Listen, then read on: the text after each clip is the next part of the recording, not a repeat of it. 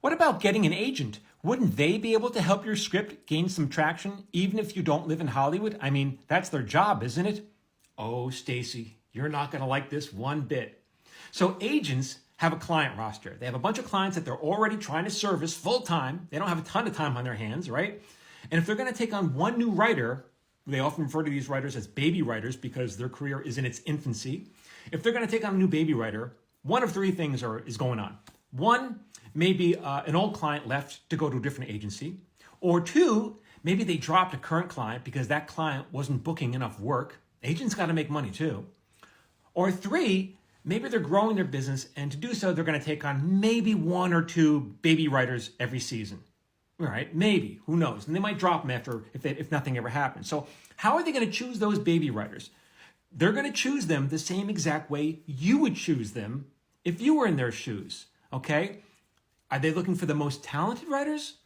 Not necessarily, maybe, but they're going to look for the writers that they feel has the most potential to make them the most amount of money with the least amount of work. And if you think that's unfair, you would do the same exact thing if you were in their shoes. And it's not just Hollywood. This is how planet Earth works. Everyone's just trying to make money. It doesn't make them evil. It's just a business. So who are those baby writers then? They're looking for writers who will do 90% of the work to get them a job. And by 90%, I mean 95%. And so that usually means writers who are already out in LA, who are already networking, who are already on the verge of breaking in, who have already done so much of the work that agent's gonna come in here and negotiate the deal and take a paycheck. Kind of how it works. Most agents, they field offers. That's kind of what they do. Occasionally they'll set up an opportunity for you, but if you're waiting for them to make your career, it's like waiting on the tooth fairy. And by the way, this is not just for new writers. This is for people like me, writers who've been in the business for a long time. When I talk to my colleagues and my friends who are screenwriters, we all say the same thing. We do 90% of the work, right? And if I have to do it, then you better be sure that you're going to have to do it too. The tooth fairy's not coming. I got bad news. All these writers, all you emerging writers, you're stuck on a deserted island and help is not on the way, right? If you want off this island, you're going to have to build a raft. But the good news is all of you are capable of building a raft. Now, when I say this news, this should be eye-opening, and half of you are going to take this as bad news. You're going to say, oh, you mean I got to do all the work? And the other half is going to take this as good news. You're going to say, oh, wow, you mean I can do all this work? You're damn right you can. You're damn right you can. This should be empowering to all of you, except for some people. Some people like this guy. This is Paul Makes Films. He doesn't like what I have to say. He doesn't like how I present the truth.